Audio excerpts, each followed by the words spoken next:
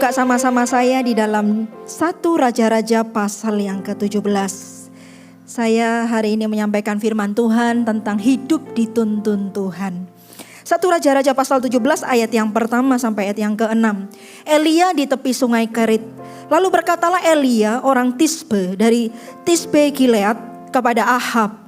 Demi Tuhan yang hidup, Allah Israel yang kulayani, sesungguhnya tidak akan ada embun atau hujan pada tahun-tahun ini kecuali kalau kukatakan. Kemudian datanglah firman Tuhan kepadanya. Pergilah dari sini. Kepadanya itu kepada Elia. Pergilah dari sini, berjalanlah ke timur dan bersembunyilah di tepi sungai Kerit di sebelah timur sungai Yordan. Engkau dapat minum dari sungai itu dan burung-burung gagak telah kuperintahkan untuk memberi makan engkau di sana. Lalu ia pergi dan ia melakukan seperti firman Tuhan. Ia pergi dan diam di tepi sungai Kerit di sebelah timur sungai Yordan. Pada waktu pagi dan petang burung-burung gagak membawa roti dan daging kepadanya. Dan ia minum dari sungai itu. Nah Bapak Ibu Saudara, Elia ini adalah seorang nabi yang luar biasa. Kita tahu kalau kita baca Alkitab kita tahu kisahnya. Bapak Ibu Saudara, Elia ini man of fire. Manusia api. Ingat ya, waktu itu melawan 450 para Baal. Turunkan api dari surga. Mereka semua berdoa, gak ada yang bisa nurunin. Elia berdoa, bahkan itu semuanya itu disiram air. Kan sesuatu yang mustahil Bapak Ibu Saudara. Air sama api kan gak bisa menyatu. Tapi sekalipun itu disiram air dan segala macam, ketika Elia berdoa, wow, ada api turun dari surga.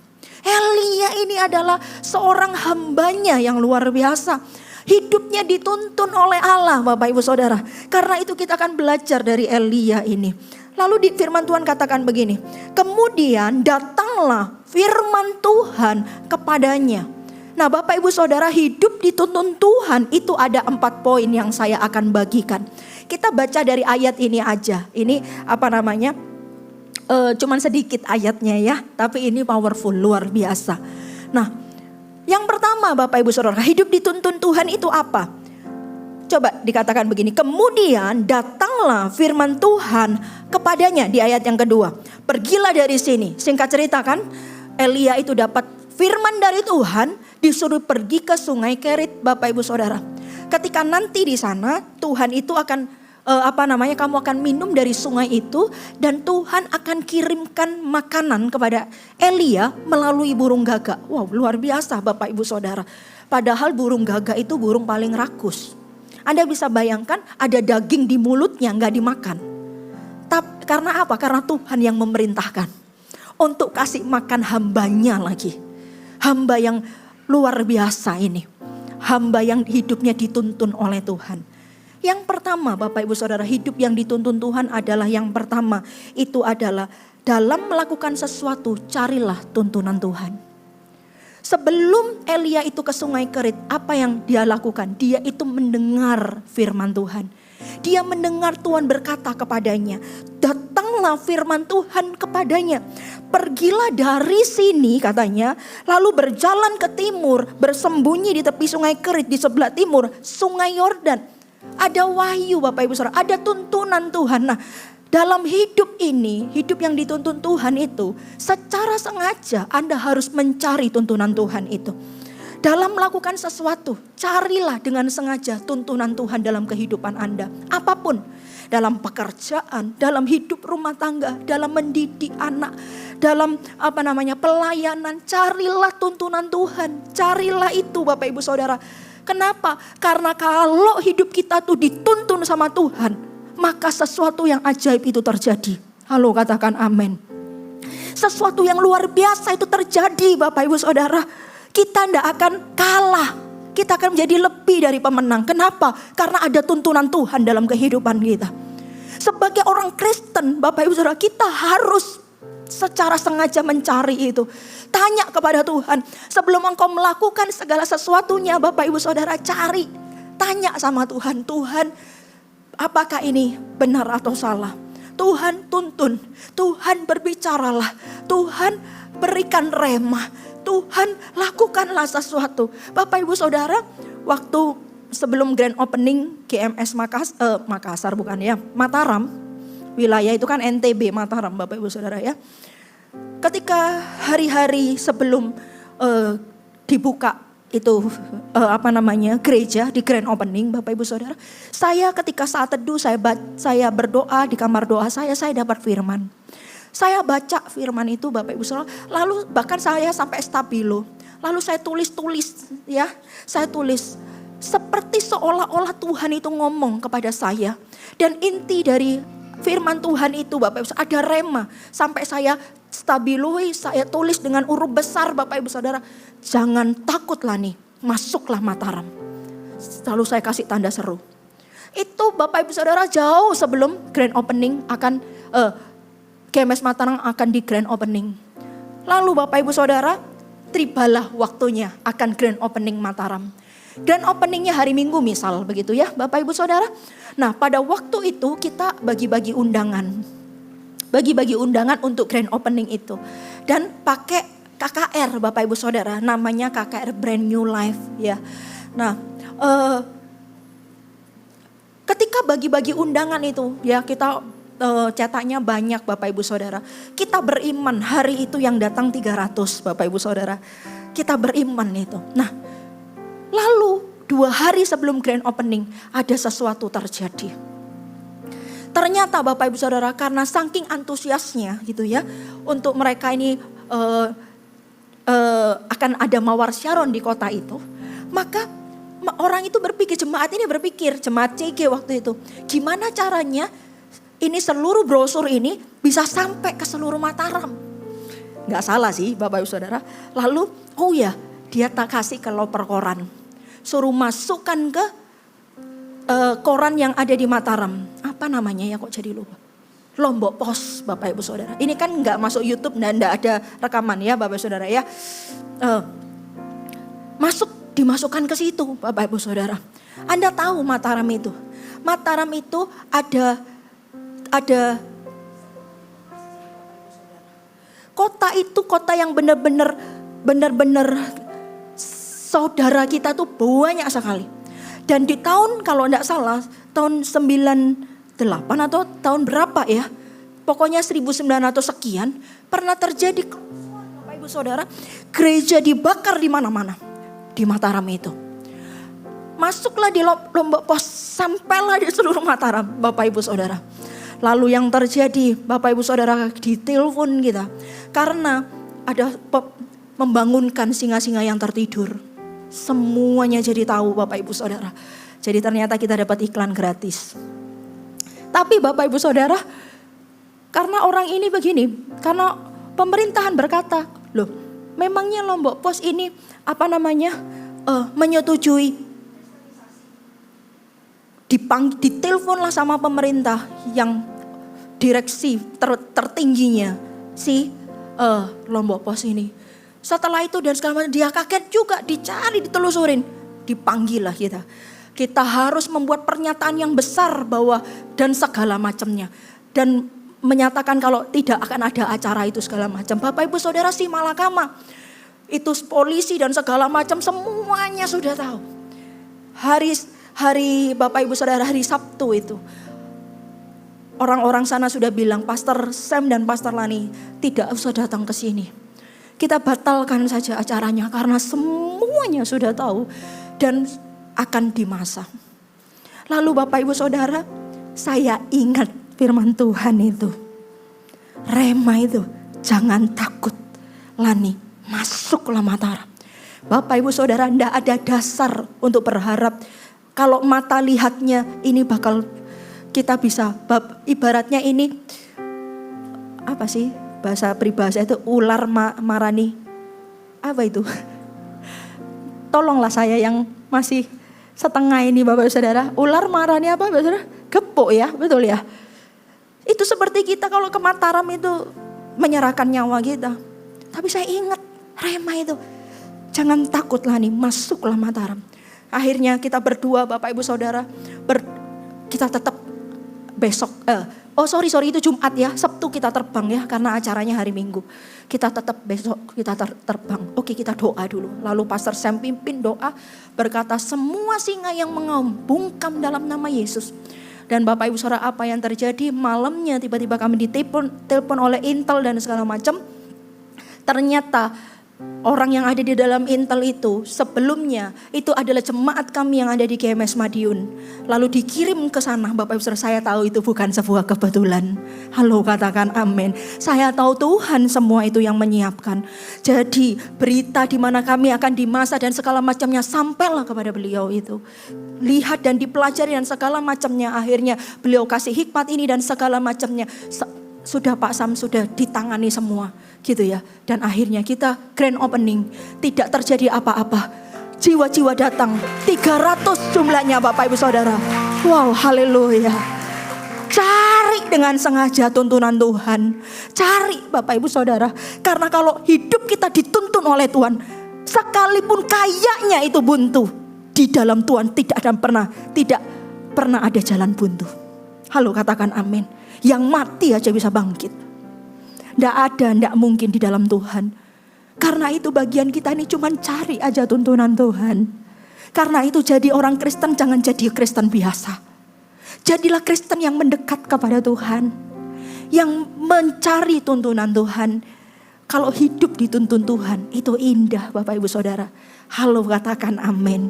Yang kedua, apa yang kita pelajari dari kisah ini? Hidup dituntun Tuhan itu Bapak Ibu Saudara lihat ayat yang keempat dikatakan begini. Engkau dapat minum dari sungai itu. Bapak Ibu Saudara, zaman itu zaman kekeringan. Jadi air itu sulit. Tapi Elia dipelihara Tuhan. Bukan cuma dia bisa minum air. Tapi dilihat burung dan burung-burung gagak telah kuperintahkan. Yesus yang memerintahkannya. Tuhan yang memerintahkan. Aduh, luar biasa. Yang tolong kita itu ya bukan manusia. Tuhan sendiri yang turun tangan. Burung-burung gagak telah kuperintahkan untuk memberi makan engkau di sana. Bapak Ibu Saudara dikasih minum, dikasih makan. Dan lalu dikasih makannya dengan perkara ajaib lagi. Ditaruh di mulutnya gagak. Binatang yang paling burung yang paling rakus. Tapi sekalipun rakus kalau itu disuruh Tuhan dia tidak akan berani jamah. Orang yang dituntun Tuhan. Kalau tanpa seizin Tuhan tidak akan ada orang yang bisa menjamahnya. Yang kedua, hidup yang dituntun Tuhan itu apa? Yang kedua, dalam tuntunan Tuhan ada perkara ilahi yang akan terjadi dalam kehidupan kita. Kalau kita hidup dituntun Tuhan Bapak Ibu Saudara, ada perkara ilahi yang terjadi dalam kehidupan kita. Elia minum dari sungai Kerit, makan dari burung gagak. Itu perkara ilahi, perkara supranatural. Ya Allah, rinduku, betul nggak ya? Padamu seperti tanah kering tiada berakhir, tak tahan ku menantikanmu dan ku pandang kau di tempat kudus, terkagumkan kemuliaan-Mu Yesus. Lihat, sebab kasih setiamu lebih dari hidup, bibirku kan memegahkanmu. Orang yang dituntun Tuhan, kasih setia Tuhan tak akan pernah habis di hidupnya. Suatu ketika saya berdua sama Pastor Sam, main di situ aja ya. Thank you. Lewat jalan tol Bapak Ibu Saudara, Pastor Sam yang setir, saya ada di sebelahnya. Saya lupa waktu itu mau antar anak sekolah atau enggak gitu ya. Tapi pada waktu itu kami buru-buru Bapak Ibu Saudara. Kami mengendarai mobil buru-buru ya. Dan lihat jalanan Bapak Ibu Saudara, kalau tol ya dari Sidoarjo ke Surabaya lewat tol aja cepat ya kan. Tol itu kan jalannya ada 3 ya kan. 1, 2, 3 ada bahu jalan juga Bapak Ibu Saudara. Nah ini jalan ini penuh Bapak Ibu Saudara. Penuh dan kami ini terburu-buru Bapak Ibu Saudara. Nah, sebenarnya pilihannya adalah kita itu lewat aja bahu jalan. Kan lebih cepat. Bener apa bener? Nah, berarti sering itu. Ya. Nah, Bapak Ibu Saudara, iya dong. Lewat bahu jalan lebih cepat. Nah, Bapak Ibu Saudara, apakah bisa lewat bahu jalan? Harusnya bisa. Tapi Bapak Ibu Saudara, ini di luar sepengetahuan kami. Kenapa saya bisa cerita akhirnya jemaat itu akhirnya buka cerita, dia akhirnya ngaku sama kita. Ada seorang suami istri, nah istrinya ini suami istri ini atau istrinya sudah ke gereja atau istrinya udah ke gereja. Tapi suaminya ini belum. Dan bukan orang Kristen juga Bapak Ibu Saudara. Nah, lalu Bapak Ibu Saudara, ternyata mereka itu ada di belakang kita. Mobilnya ada di belakang kita. Suaminya sedang mengendarai sama istrinya gitu. Nah, biasa kan mobil pendeta selalu dikenali Bapak Ibu Saudara ya. Siapa yang kenal mobilnya Pak Lianggono gitu ya. Kan kenal gitu ya. Tahu bahkan plat nomornya. Nah, Bapak Ibu Saudara, rupanya bapak ini bilang sama istrinya, tuh mobilnya Pak Sam katanya gitu. Karena Bapak Ibu Saudara ya nggak tahu, dia tahu dari mana mobil saya, nggak pernah ke gereja kan ya. Tapi tahu aja. Nah, lalu bilang gini, coba lihat Pak Sam itu sama seperti orang lain apa enggak? Tahu Bapak Ibu Saudara kalau terburu-buru. Lihat coba, Pastor Sam itu belok lewat bahu jalan apa enggak? Pasti lewat bahu jalan juga gitu ya. Bapak Ibu Saudara, untung hidup dituntun Tuhan. Ini terburu-buru Bapak Ibu Saudara, harusnya bisa di bahu, lewat kiri bahu jalan. Nah, ini waktunya untuk menyalip Bapak Ibu Saudara. Kok iya Pastor Sam itu enggak ngambil bahu jalan? Tapi memang kita enggak pernah ambil bahu jalan, kecuali kepepet Bapak Ibu Saudara ya. Akhirnya ambil ke kanan, enggak masuk bahu jalan. Lalu kita salip mobil itu. Lalu Bapak Ibu Saudara yang di belakang ini, mereka dia kaget, dan karena itulah Bapak ini memutuskan jadi jemaat di Gereja Mawar Syaron Sidoarjo Bapak Ibu Saudara. Ada perkara ilahi terjadi. Sederhana, gara-gara pendetanya gak lewat bahu jalan.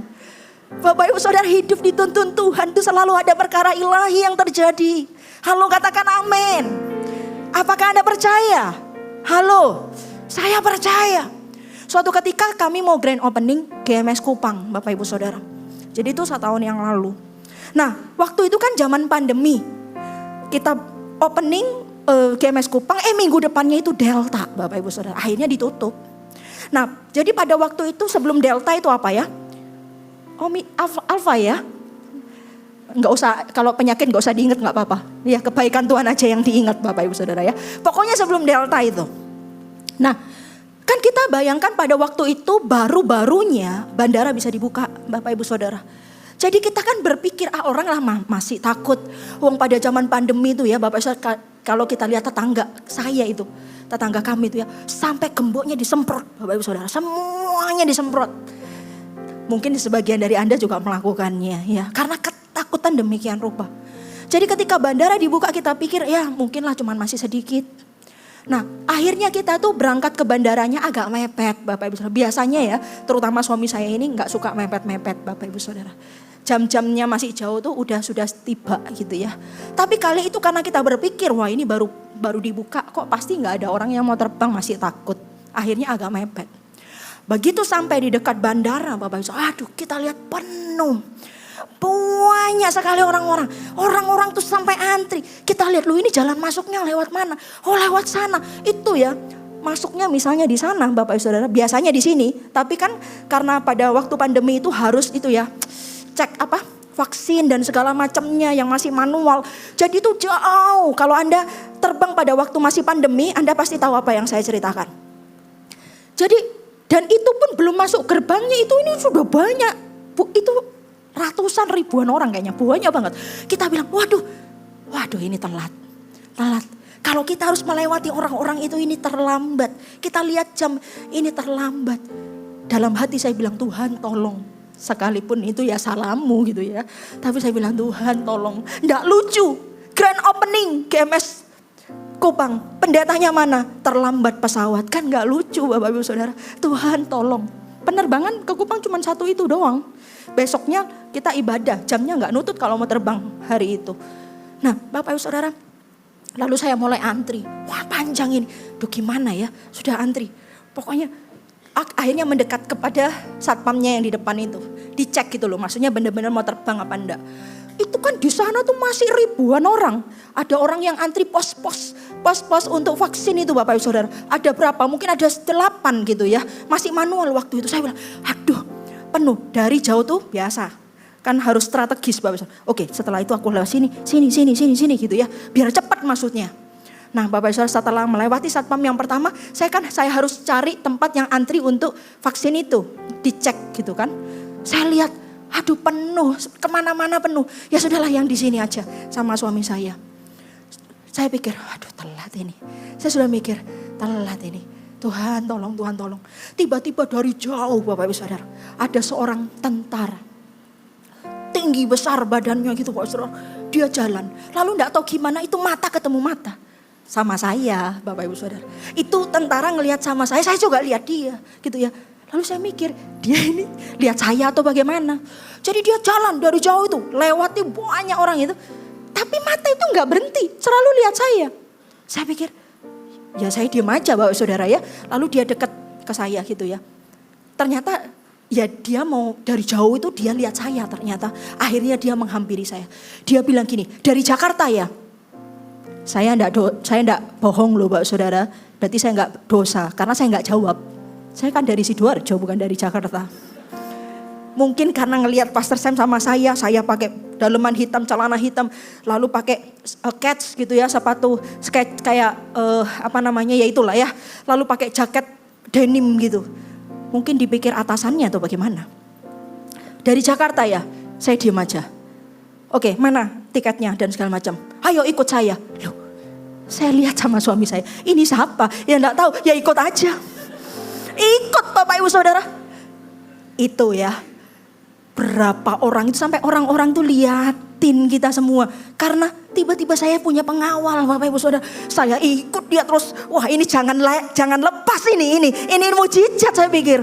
Kalau enggak gitu terlambat. Saya jalan cepat, dia jalan cepat, saya jalan cepat juga. Sampai di depan itu loh. Yang dicek tiketnya. Anda pernah ngalami itu. Lalu bilang begini. Ini sama saya. Saya pikir, siapa saya? Anak raja, Bapak Ibu Saudara. Lalu ya saya masuk juga Bapak Ibu Saudara. Jadi maksudnya gak usah dicek sama saya katanya. Ya sudah saya masuk. Nah Bapak Ibu Saudara begitu saya masuk. Lalu tentara ini bilang, loh mana suaminya? Loh saya pikir suami saya ada sama saya. Oh jauh di belakang situ Bapak Ibu Saudara ya. Ya karena suami saya bawa koper besar ya. Dan suami saya ini gembala, jadi sungkan kalau melewati orang ya. Beda sama saya yang nabi itu ikut aja ya, sudah ada tuntunan ya. Saya bilang, sini sebentar, ini apa? Nggak apa-apa. Ya, akhirnya suami saya udah sama kita bertiga, ayo kita masuk. Itu kan penuh krodet ribuan orang. Lalu Bapak Ibu Saudara masuk kan harus di itu kan, ada tempat yang untuk cek bagasi itu Bapak Ibu Saudara, ya kan? Yang harus dimasukkan itu loh ya. Nah itu terbuka 1, 2, 3, 4. Tapi itu penuh antrian itu udah banyak untuk orang masukkan bagasinya gitu. Lalu ada satu yang tertutup tanda silang begini. Dengan kata lain tidak operasi. Tahu enggak tentara ini masuk sama kita berdua. Buka. Wah luar biasa. Dibuka. Jadi cuman koper saya masuk. Setelah itu ditutup lagi Bapak Ibu Saudara. Saya bilang wow luar biasa anak raja. Lalu setelah itu saya pikir ya sudah. Makasih ya Pak. Loh tunggu saya check-in kan. Tunggu di sini aja. Jadi Bapak Ibu Saudara saya pikir ya sampai sini dah. Ini mah luar biasa gitu ya. Itu kan di konter-konternya penerbangan tuh masih banyak yang antri juga. Saya pikir mah ini sampai sini udah luar biasa. Dia bilang enggak saya yang check-in kan. Wah luar biasa. Saya tunggu situ sama suami saya. Kopernya dibawa. Lalu dia check-in enggak pakai antri. Langsung di depannya petugasnya dimasukin, bagasinya cuma ini aja dimasukin semua. Setelah itu saya dapat boarding pass segala macam sama tag bagasinya, kasih. Enggak cuma itu, diantar Bapak Ibu Saudara, diantar sampai naik itu ya, baru ke baru ke keberangkatan. Saya pikir siapa saya? anak raja dituntun sama Tuhan. Singkat cerita, saya nggak jadi telat Bapak Ibu Saudara. Karena apa? Ya karena orang itu. Dan saya tahu itu malaikat dari Tuhan yang dikirimkan Bapak Ibu Saudara. Kalau hidup dituntun Tuhan, ada perkara ilahi terjadi. Halo, katakan amin. Enak ya hidup dituntun Tuhan? Iya. Dituntun seorang pribadi yang punya langit dan bumi. Karena itu, kenapa kita tidak sungguh-sungguh sama Dia?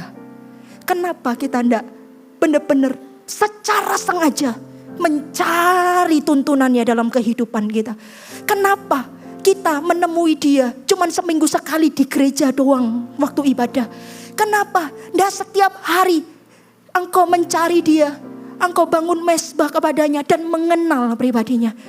Karena hidup dituntun Tuhan itu indah Bapak Ibu Saudara. Apa yang tidak bisa Anda lakukan, Dia yang akan melakukannya bagimu. Engkau yang terbatas, ketika engkau hidupmu dituntun oleh Tuhan, engkau jadi tidak terbatas. Tapi banyak orang Kristen tidak tahu ini. Dan pura-pura tidak tahu. Sehingga banyak orang Kristen cuma jadi biasa aja. Seharusnya kalau Anda sengaja mencari tuntunan Tuhan dalam kehidupanmu, maka saya percaya perkara ajaib juga akan terjadi dalam kehidupanmu. Katakan amin. Katakan amin. Yang ketiga, hidup yang dituntun Tuhan itu apa? Ayat yang kelima.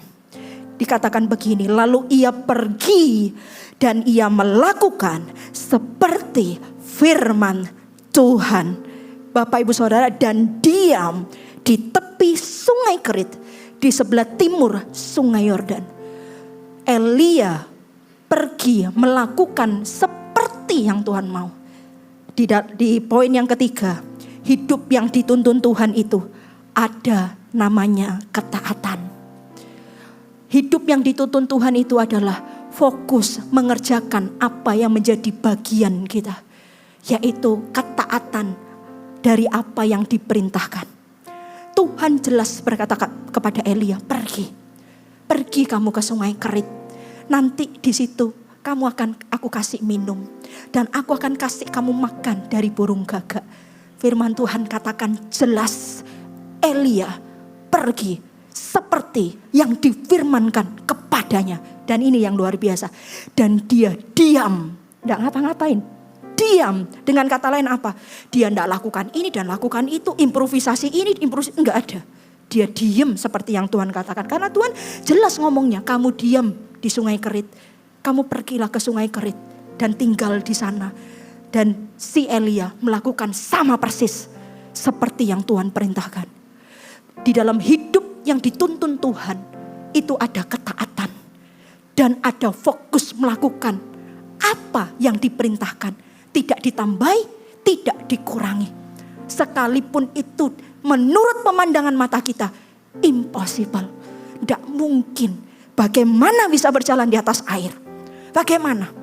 Kita bukan manusia super yang bisa berjalan di atas air.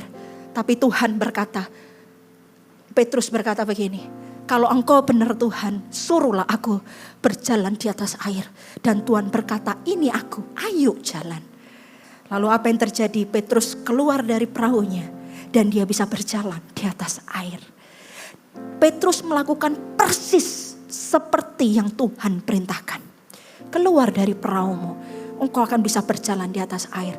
Dari sekian banyak murid di situ, firman Tuhan katakan kalau Anda baca, yang di perahu itu bukan cuma Petrus, Bapak Ibu Saudara, ada murid-murid Yesus. Berarti dengan kata lain ada 12 murid Yesus, tapi kenapa satu yang channelnya itu lebih daripada yang lain? Petrus yang berkata, kalau engkau itu Tuhan, suruhlah aku berjalan di atas air. Lihat, orang itu Bapak Ibu Saudara, kalau dia itu taat Bapak Ibu Saudara, dialah yang akan melihat kemuliaan terjadi dalam kehidupannya. Itu semua murid-muridnya tidak mengalami berjalan di atas air. Tetapi Petrus, dia berjalan di atas air. Bapak Ibu Saudara, orang taat itu akan menjadi orang yang lebih daripada yang lain. Di pemandangan Tuhan, orang yang taat itu punya kerohanian lebih. Itu murid-murid semua di tempat itu. Tapi cuman Petrus yang berjalan di atas air. Dia dengar suara Tuhan dan melakukan persis seperti yang dikatakan. Bapak Ibu Saudara, ketika kita hidup dituntun Tuhan, maka akan ada ketaatan dalam hidup kita. Tuntunan Tuhan itu adalah bagian Tuhan. Tapi bagian kita adalah fokus melakukan seperti yang diperintahkannya. Ada orang bilang gini, Tuhan kenapa engkau tidak jawab doaku? Kenapa engkau tidak tolong aku? Kenapa ya Tuhan ini dan itu? Kita ini fokus kepada yang Tuhan lakukan. Tapi kita tidak fokus kepada apa yang seharusnya kita lakukan. Orang itu fokusnya kok tidak ditolong, kok tidak dijawab, kok tidak disembuhkan. Itu kan bagiannya Tuhan. Kesembuhan, pertolongan, berkat, itu kita tidak bisa lakukan. Tuhan yang bisa lakukan. Kita jangan fokus kepada itu. Tapi fokuslah melakukan seperti yang Dia perintahkan. Nanti itu semua akan Tuhan berikan kepada kita. Tuntunan dari Tuhan itu datangnya dari Tuhan. Tuntunan menghasilkan perkara ilahi itu datangnya dari Tuhan. Tidak usah fokus itu. Tapi fokuslah bagaimana hidupmu taat akan firman Tuhan. Bagaimana engkau fokus melakukan apa yang diperintahkan. Tuhan berkata ampuni orang itu. Hari ini pertanyaannya, apakah engkau mengampuni orang itu? Engkau sibuk Tuhan, kau tidak jawab doaku. Kau tidak berkati aku Tuhan. Engkau lupa. Tuhan memerintahkan kepadamu mengampuni orang itu. Fokuslah kepada apa yang harusnya kita kerjakan seperti yang diperintahkan Tuhan. Jangan fokus kepada tuntunan karena itu bagiannya Tuhan. Fokus. Kalau Tuhan suruh ampuni, ampuni. Kalau Tuhan suruh lepaskan, lepaskan. Kalau Tuhan suruh ke kanan, pergilah ke kanan. Kalau Tuhan suruh ke kiri, pergilah ke kiri. Persis seperti apa yang Tuhan mau. Jangan ditambahi, jangan dikurangi. Karena kalau itu engkau lakukan, akan ada tuntunan ilahi dalam kehidupan kita. Dan tuntunan ilahi itu luar biasa. Katakan amin. Katakan amin. Sometimes kadang Bapak Ibu Saudara, kalau disuruhnya mudah itu ya gampang ya. Tapi kalau disuruhnya tidak mudah itu yang sulit Bapak Ibu Saudara. Tapi belajarlah taat. Ketaatan itu Bapak Ibu Saudara bukan lihat mudah atau sulitnya. Ketaatan ya taat aja, titik. Kalau dibalik tetap lagi taat juga. Jadi taat itu titik, tidak ada komanya. Taat aja. Tuhan suruh apa? Taat Bapak Ibu Saudara. Taat. Karena ketaatan itu pasti menghasilkan kemuliaan. Katakan amin. Yang keempat, yang terakhir, Anda diberkati Tuhan. Amin ya. Yang keempat Bapak Ibu Saudara, di ayat 7 dan ayat 9. Lompat ya. Nah selesai dari sungai Kerit, perikopnya bilang Elia dan janda di Sarfat. Tetapi sesudah beberapa waktu sungai itu menjadi kering. Nah sungainya udah kering. Sebab hujan tiada turun di negeri itu. Maka datanglah firman Tuhan kepada Elia. Bersiaplah pergi ke Sarfat yang termasuk wilayah Sidon. Dan diamlah di sana. Ketahuilah aku telah memerintahkan seorang janda untuk memberi engkau makan. Bapak Ibu Saudara, poin yang keempat. Dalam hidup yang dituntun Tuhan itu, ini yang keempat. Sifat tuntunan Tuhan itu selalu baru setiap hari. Karena itu Anda harus punya keintiman dengan Tuhan, hubungan. Karena sifatnya tuntunan Tuhan itu selalu baru setiap hari. Lihat, habis dari sungai Kerit dituntun ke berikutnya, yaitu janda Sarfat. Tuhan itu jelas loh ngomong, kamu beralih dari sungai Kerit, kamu nanti ke Sarfat. Kamu nanti akan ketemu janda. Di situ aku akan kasih kamu makan melalui janda itu. Dan ini dan itu dan itu. Jelas tuntunan Tuhan.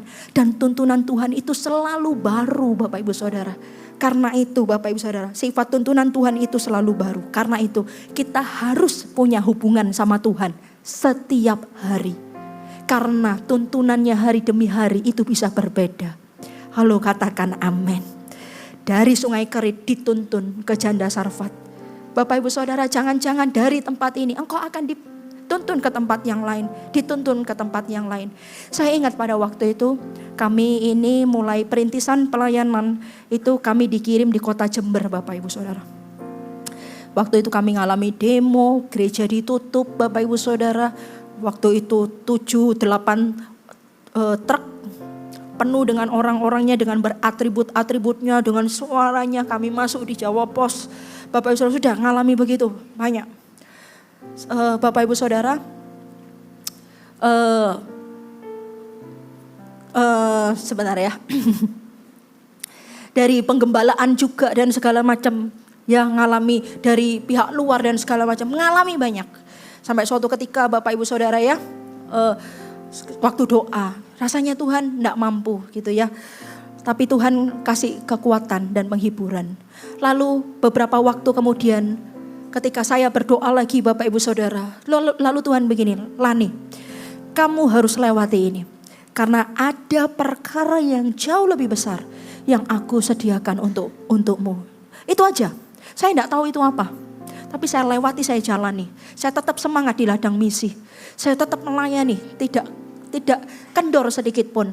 Sekalipun akhirnya itu bisa kita lewati Bapak Ibu Saudara. Memang gereja nggak bisa dipakai Bapak Ibu Saudara ya.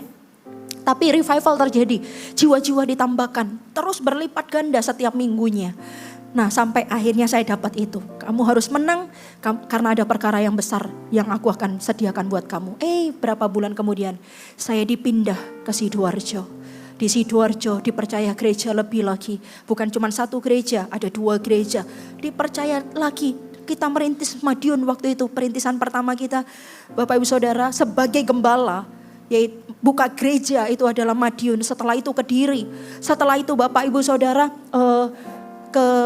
kemana ya, sampai lupa ya Bapak Ibu Saudara ya, sampai hari ini sudah 21 gereja yang Tuhan percayakan. Nah Bapak Ibu Saudara itu dari mana? Dari tuntunan Tuhan. Tuhan berkata kamu harus melewati ini semua. Karena aku sedang mempersiapkan sesuatu yang besar untuk kamu. Tidak pernah punya mimpi. Tapi ternyata perkara besar ini yang Tuhan sediakan dalam kehidupan. Nah Bapak Ibu Saudara, seandainya saya tidak punya hubungan sama Tuhan, saya akan melewatkan itu semua. Saya tidak akan tahu bahwa Tuhan sedang mempersiapkan saya.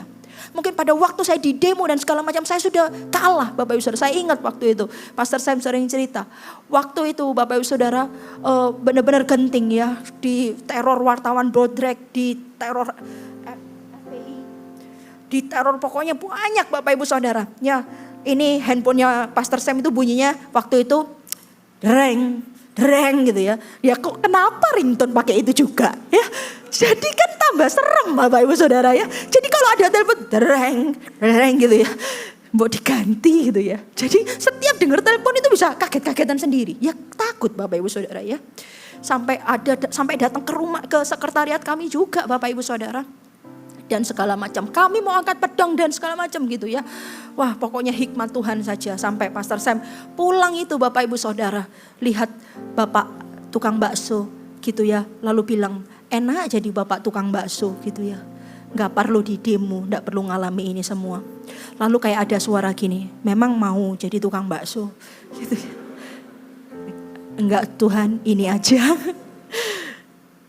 Lalu Bapak Ibu Saudara, kita lewati itu semua. Ternyata itu sekolah kita. Hari ini kita dipercaya banyak gereja. Sehingga waktu ngalami Mataram, Bapak Ibu Saudara waktu gereja itu mau ditutup.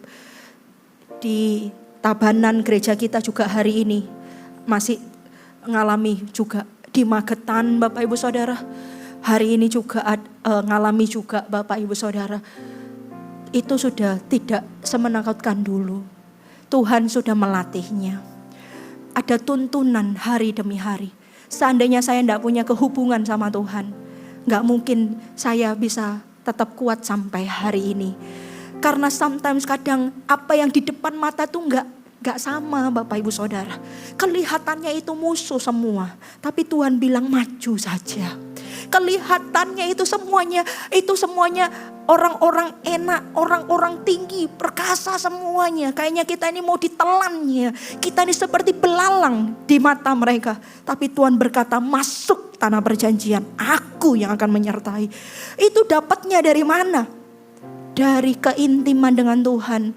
Sehingga tuntunannya itu selalu baru setiap hari. Katakan amin. Bisa kasih kemuliaan yang paling meriah buat Allah kita.